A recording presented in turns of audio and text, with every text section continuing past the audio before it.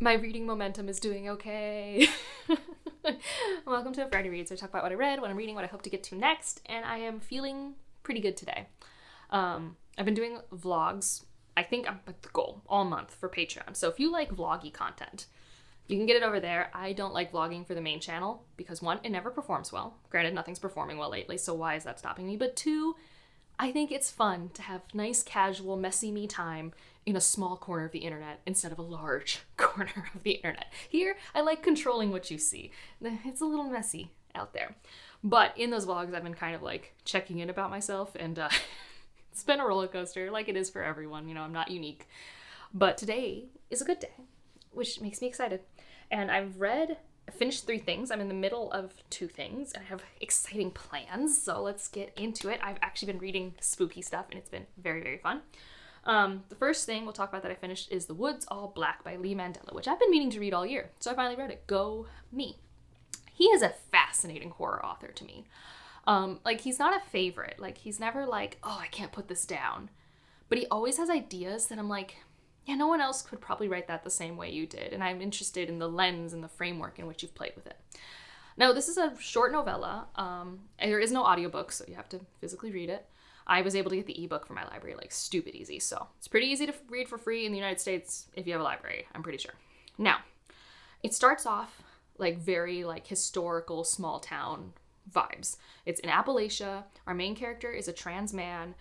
Everyone treats him like a woman because it's the 1920s, and this Appalachian town is very, like, scary Christian. Like, the priest, bad vibes, so many bad vibes. And so that's, like, where we start. And this man is a nurse. I think his name's Leslie. And his goal is to help people get vaccinated, to help with childbirth, to help spread information to those who might need it, and to look out for other queer individuals. And he finds one in this young boy, who is a girl, but a trans boy. And so there's also, like, this sense of foreboding, like these forests, like there's something watching Leslie. And the town hates him, like, dramatically. And that's, like, the first 2/3 of the book. And then there's, like, a big tonal shift that I was, like, unprepared for. And I can't decide how to tell you about it without maybe it being, like, a spoiler. But I guess it's very, like, atmospheric, creepy, unsettling. And then it's, like, erotic. And I'm like, what? And it's erotic in ways that is, like, kind of uncomfortable, but kind of fine. Like, if you want to know more, let me know in the comments, and I will tell you more without spoiling, like, too much. But, like, it was very, like, I really didn't expect this to be a scene I'm reading right now. Because it's, like, sex scenes in a book, for sure. That's normal. The detail in the types, I was just, like, a little, like, not expecting in my horror novella. Like, I didn't, like, that's not what I assumed I picked up. So, but I do think it fits into the themes. Like, there's a lot of themes of body autonomy, especially in a horror book. And then it's got that classic theme that comes up in a lot of horror books about trans people of, like, fine, I'll just become the monster you already think I am. Like, I think there was a young adult horror that really had that theme in it. So, I liked it. I hesitate to just blanket recommend it because there's just some stuff that I just think you wouldn't totally be, like, you know, prepared for, but it's, like, also hard to talk about because it is kind of a spoiler, so I don't know. But I finished that. Yay, go me. And then I think I read one of my favorite books in, like, a long time. This is The Only Good Indians by Stephen Graham Jones. Like, I really loved this book. So I did immersion read it completely. I read it, but I could never just do the audio. Because if I just did the audio, I missed out on some of my favorite things that Stephen Graham Jones does. So this book, I read some reviews of people who didn't like it. I will recognize the pacing is probably wonky, but I don't think a horror book is meant to have traditional pacing. At least all my favorite horror movies and books are not, like, paced in a way that I think is particularly predictable. And personally, I like when you get to meander and be slow because it's like this build-up, this suspense, and then boom, stuff hits the fan. It's wild. Like, I like that in my horror stories. So if you and me have agreed on horror taste, like I just posted my favorite haunted house books, I have other horror rec videos, then you need to try this, like, for sure. But if we disagree, like, if you don't like the things that I like pacing-wise, because pacing, I think, is weird. Like, obviously pacing means how quickly does it take for something to quote-unquote happen in a story. But that's not the same as, like, a book having good reading momentum to me. Because again, some people didn't like the pacing of this. I read this in 2 days. Like, I devoured it. So, and like, it's the same thing with, like, say, The Mask of Mirrors, which is one of my favorite books. People think that's paced slowly, but I devour it and I just can't put it down. Same with some Hob and things like that. So it's just like, I think for me and my taste, it has amazing momentum. But it's, in terms of like action happening on page, there's a lot of quiet moments, which again, I think it helps. But this is so excellent. Another reason why this is like an Angela book is I realized this after like the first third. It's like a little bit, not bit short stories, but like it's chunked. And each part leads to the next part, but it's its own little like story within the larger story. And I love that. I love that. It's one of my favorite kind of narrative frameworks. So that was great. And also it's like revenge horror. And I was all in. I was just all in on that. I was just like, yes. And also just because like it's probably one of the creepiest things I've read in terms of like gory descriptions. If you are squeamy around animal scenes, stay away. Stay far away. It's, you know, wildlife, dogs, lots of bad dog scenes. So like if that's a thing for you, like for me, I don't visualize when I read. So I was very like, oh, but I wasn't like, you know, like a slight difference. And it's also just like, it just had so many moments where I'm just like, that is not the direction I thought this was going. And I really loved that little surprise, but it's also like, it was surprising, but at the same time, as it was happening, I'm like, of course, this is the only way it could go. And it's just, the layers make so much sense. Like on a reread, I feel like I would just be like, yeah, this was always the outcome. So yeah, I really loved everything about this. I loved the narrative voice, which a lot of people said that I struggled with that. Sorry, not sorry. It flowed like butter in my head. Maybe it helps with the audiobook because like the cadence of it works out. But at the same time, I just think sometimes fragmented cadences just work for me. I was reminded of like reviews of The Unbroken when I was reading reviews of this. And then also, what was I going to say? There's a lot of basketball in this. And I loved it. And so many reviews were against the mention of basketball in this. And I'm like, I'm sorry. This whole story is about community. And this community obviously cares a lot about basketball. So like, how are you gonna... Anyways, I don't know. I just really loved it. I loved every artistic decision that went into this book. To the point where I reread the middle section because I knew I was having a bad headspace one day. And I was just like, no, you need to reread that. And I did. And it was fantastic. I also did this accidental thing like I did with Don't Fear the Reaper where I ended up being at a climax of something in a moment where I kind of felt similar to the character. And I was like, that's always fun. So yeah, probably going to be my favorite book of the month. And it's always fun to like find that early. And yeah, Stephen Graham Jones, his intentionality, even when like, say I only like a book like Mongrels, it's just like, I really have to appreciate it. And he really does blend entertainment and themes perfectly for me and my sensibilities.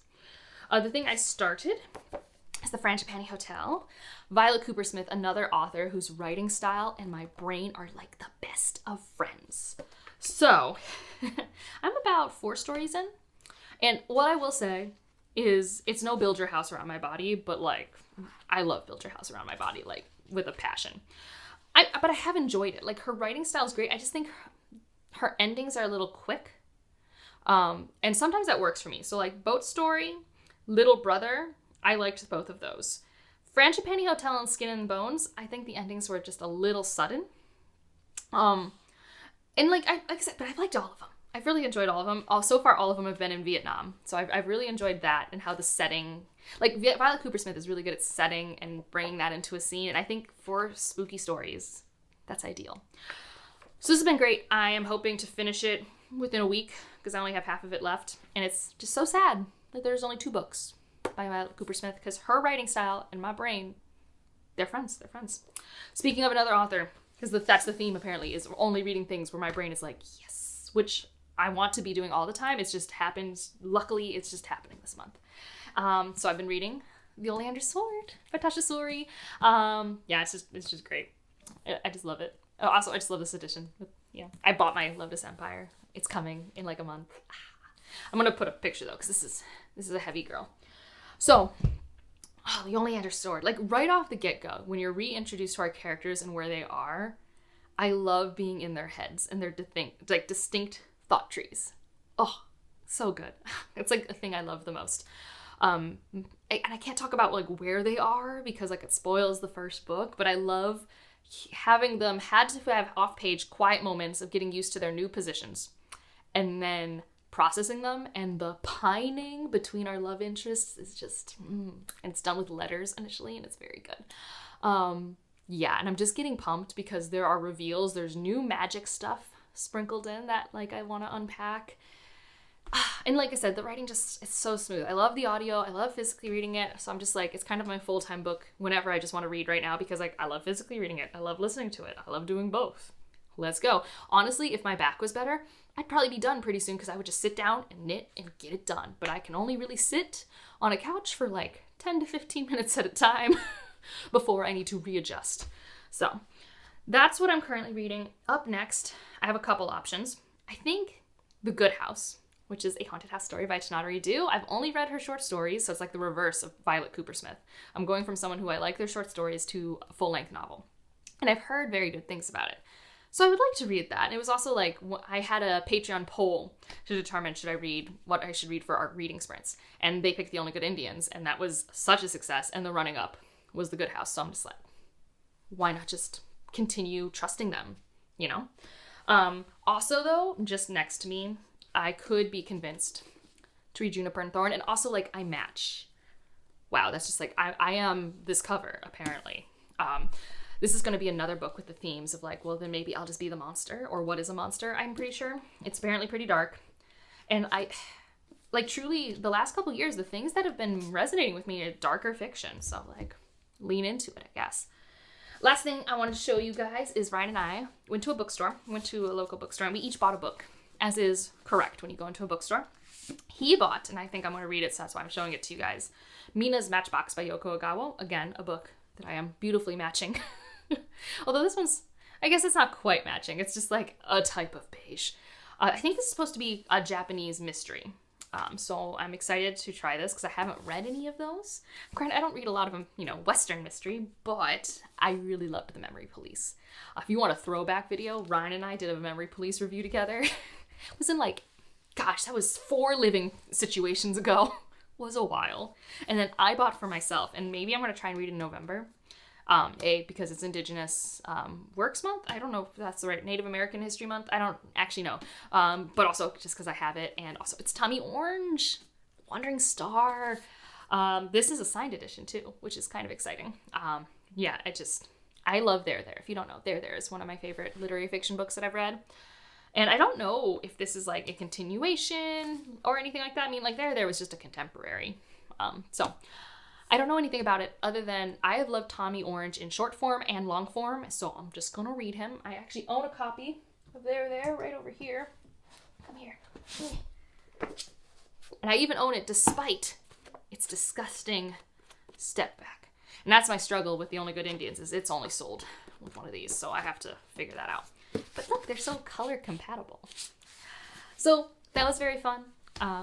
And yeah, it's just fall. I'm just trying to do fall-like things. I went to a high school football game, saw the marching band, which, like, if you're from the Midwest, is, like, quintessential fall. We're maybe going to an apple orchard this weekend. Like I said, we went shopping outside with, like, some tea and, like, went to an antique shop. So I'm just, like, you know, vibing. I got myself a leaf blower, so I'm just really collecting my suburban dad equipment because I'm the one who handles our yard. And I'm, of course, watching all the Bones, which rewatching Bones is, like, so fall for me. They had the Halloween episode I rewatched. I'm in season 4. Season 3 and season 4, I think, are, like, near peak Bones. Like, obviously 5 and 6 has some developments with their relationship. But, like, Sweets gets introduced. It's a good time. Let me know what you're reading, doing, watching. Are you having as much luck as me? Do you have an opinion on if I should read Juniper and Thorn or The Good House? Let me know, because as of you seeing this, I might not have started either yet. And if you just want to leave an emoji to let me know you're here, leave an elk. If you know, you know. And otherwise, like if you liked it, subscribe if you want to, and I'll see you in the next one. Bye.